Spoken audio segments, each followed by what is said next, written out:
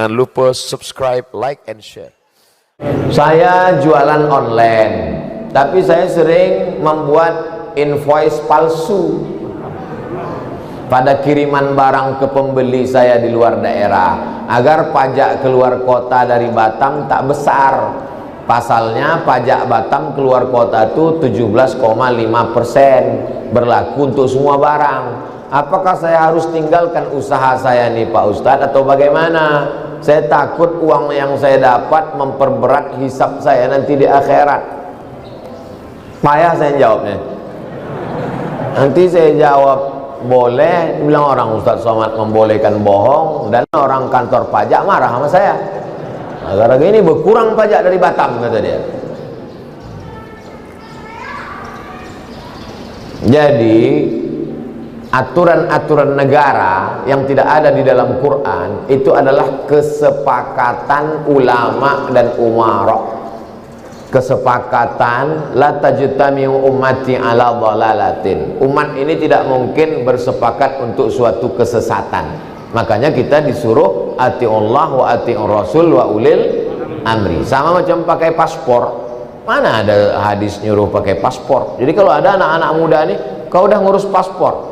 Tidak ada dalam Quran nyuruh paspor. Paspor itu bid'ah wa kullu bid'atin dhalalah. Pas mau masuk Saudi, mana bisa kau masuk? Begitu juga lah logika berpikirnya tentang masalah pajak tadi.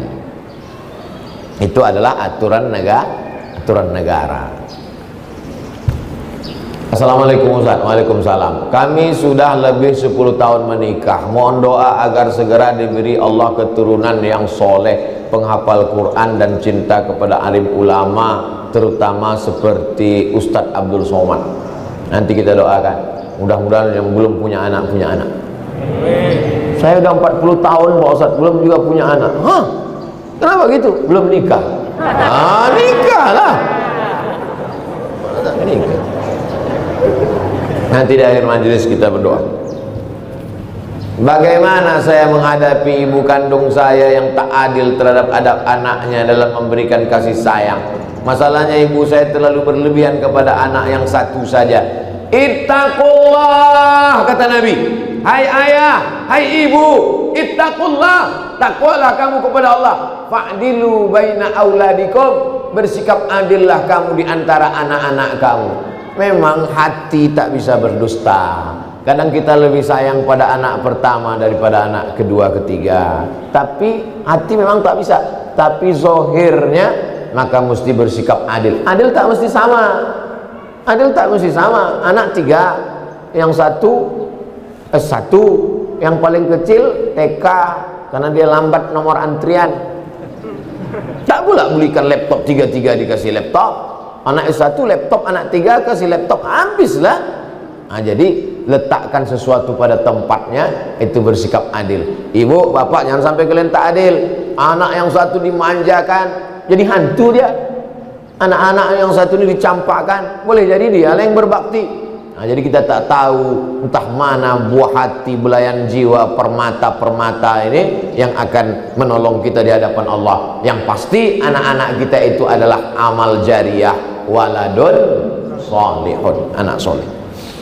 Bagaimana hukumnya orang meninggal dan belum jelas karena virus corona, sementara langsung dikubur, tak dibuka baju dan pampersnya? Dan kalau memang jelas corona, apakah termasuk mati syahid? Hai pegawai-pegawai, dokter-dokter, bidan-bidan di rumah sakit, kalian akan dituntut di hadapan Allah seperti aku juga akan dituntut dalam setiap ucapanku ini. Ma yalfizu min qaulin, semua cakap yang keluar dari mulutmu Abdul Somad, kau akan dituntut. Maka begitu juga kau saudara-saudaraku akan dituntut. Apakah kau amanah atau kau curang di situ? Apakah betul atau hanya kau permainkan di situ? Maka setiap akan diminta latus alunna yauma idzin anin na'im. Inna sam'a, telinga, dengar baik-baik Pak Dokter, dengar baik-baik Bu Perawat. Wal basar, pandang tengok baik-baik. Apakah betul ini kena Covid atau tidak? Wal fuad, pikir baik-baik. Kau dapat berapa di dunia ini? Di akhirat nanti pertanggungjawabannya macam mana? Hisabnya. titian siratal mustaqimnya, azab kuburnya, nikmat sesaat. Setelah dapat kau pastikan bahwa ini COVID, katakan COVID. Kalau tak COVID, balikkan ke keluarganya biar bisa diselenggarakan jenazahnya.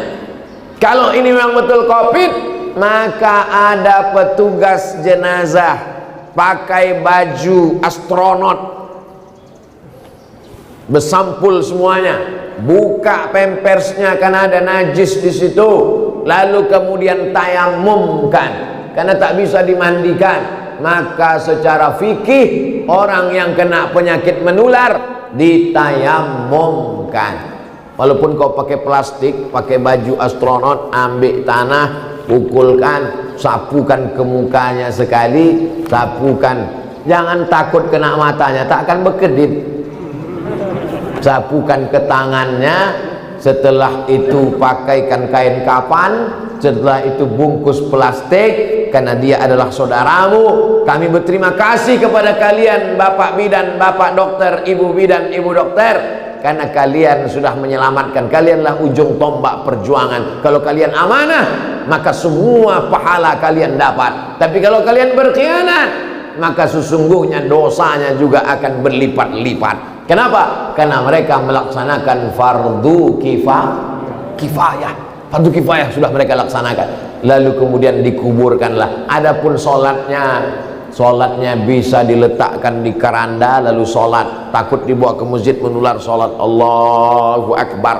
Bahkan di dalam mobil ambulan pun bisa. Di dalam buka pintu jendelanya, dari luar tuh Allahu Akbar. Di tepi kubur sebelum dimakamkan diletakkan di atas kayu, sholatkan, setelah itu baru dimasukkan ke dalam. Hanya masalah mandi saja bisa diganti dengan tayamum. Adapun sholat jenazahnya tetap. Nah, buat tak kalian sholatkan? Gimana udah sholat jenazah? Kami buat webinar aja Pak Ustadz. Mana pula sholat online?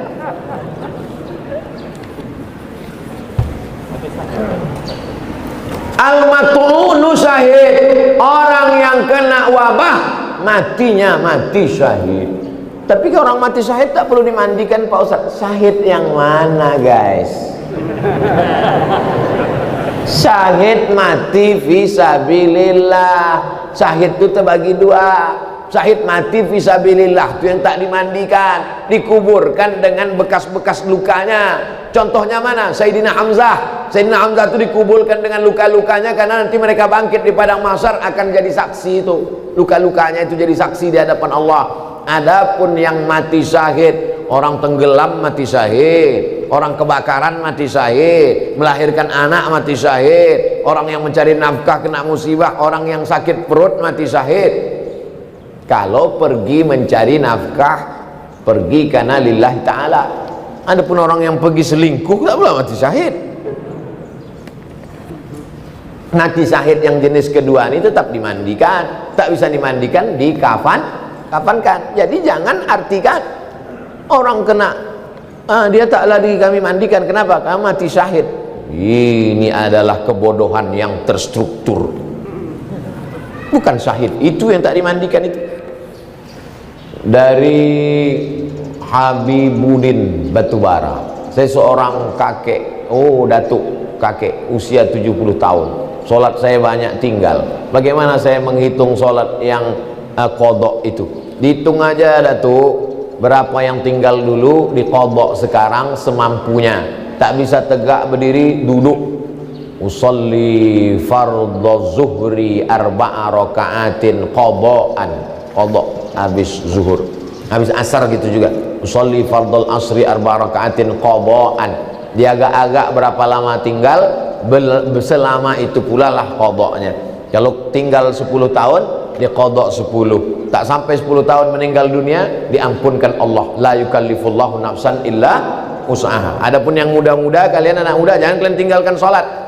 Hisab tadi ada kita bahas hisab. Inna awwala ma yuhasabu bil abdu yaumal qiyamah. Yang pertama kali dihisab pada hari kiamat, salatu.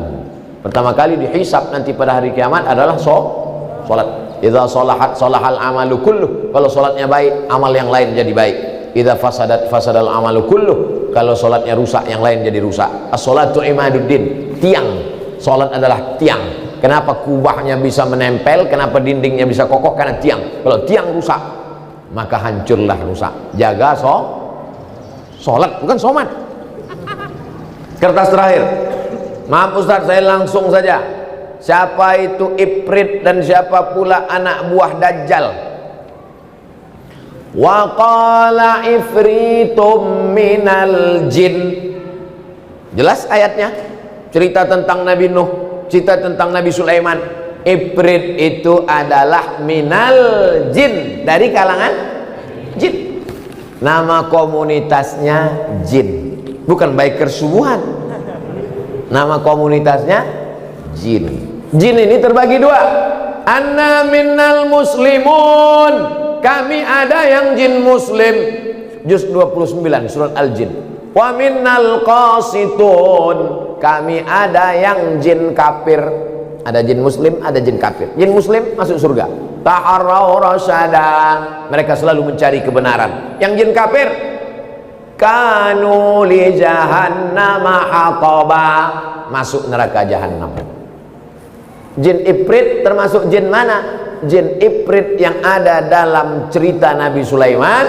Dia menawarkan, ana atika bihi, aku sanggup membawa kursi Balqis, kursi tempat duduk Balqis, dari Yaman ke Palestina. Qabla an taquma min maqamik, sebelum kau tegak dari tempat dudukmu Sulaiman, sudah bisa kubawa kursi Balqis. Wa qala alladhi indahu ilmun minal kitab,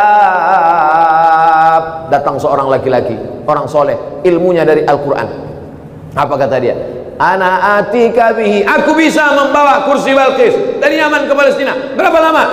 Qabla an yartadda ilaika tarfuk, sebelum matamu berkedip. Jin Ifrit sanggup membawa sebelum Sulaiman tegak. Orang beriman sanggup membawa sebelum Sulaiman berkedip. Mana yang lebih hebat, orang beriman atau jin Ifrit? Kenapa masih minta jin Ifrit?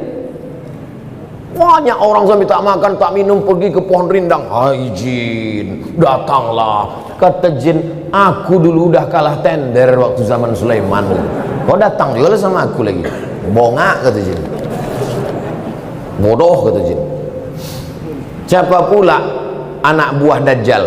Anak buah Dajjal adalah semua orang yang memperturutkan hawa nafsu menjadi setan.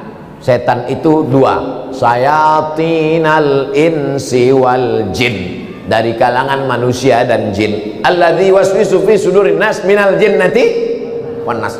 Maka dia termasuk tentara-tentara Dajjal.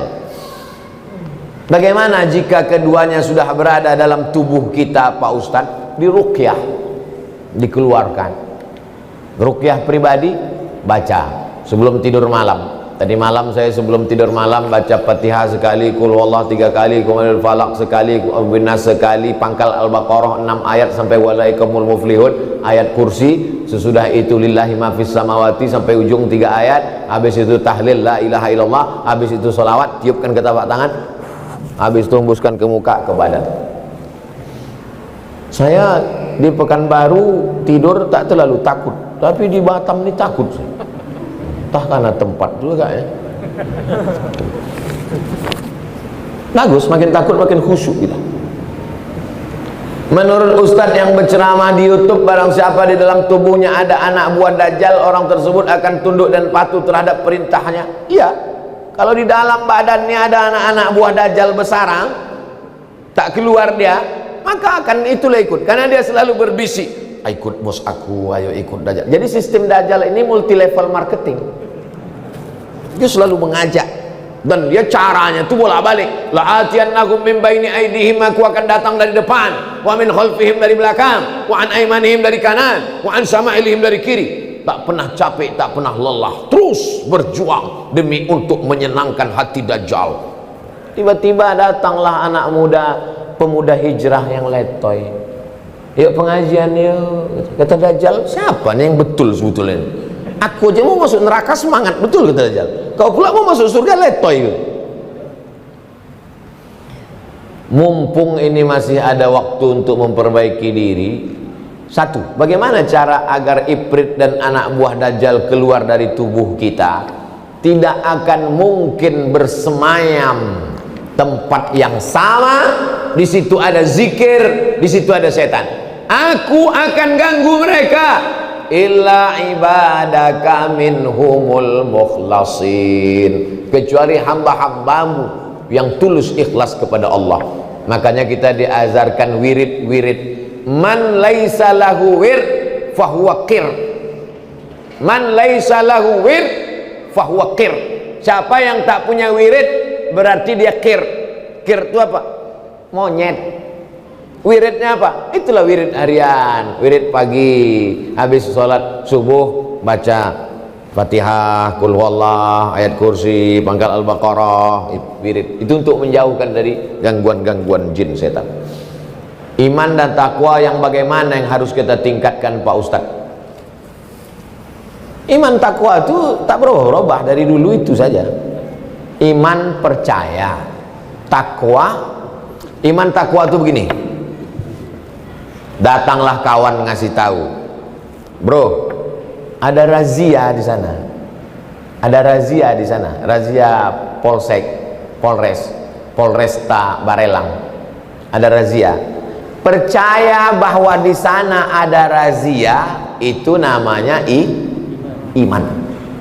Percaya bahwa di sana ada razia, iman. Karena kau percaya bahwa ada razia, lalu kau buka dompetmu, kau mau melihat ada tak SIM dan STNK, sudah bayar pajak, lalu kemudian pakai helmnya bunyi klik, habis itu naik.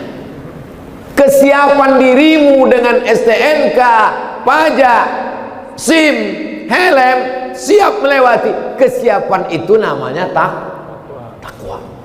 Paham hubungan iman dengan takwa? Paham. Nah, sekarang ada anak muda dikasih tahu kawannya, bro, kau mau ke kampus? Iya. Ada razia di sana. Razia ya? Iya. Ah, gitu deh. Jalan aja dia.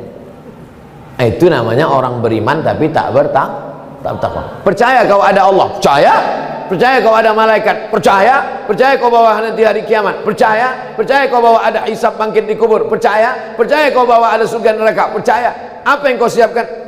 Tengok nanti aja lah. Itu namanya beriman tapi tak bertakwa. Makanya bunyi ayatnya 3. Ya ayyuhalladzina amanu. Setelah beriman, ittaqullah. Takwa. Beriman dulu baru bertakwa. Percaya dulu ada razia, baru siapkan. Jadi kalau tak ada razia tak siap lah Pak Ustaz. Kalau tak ada razia orang tak siap.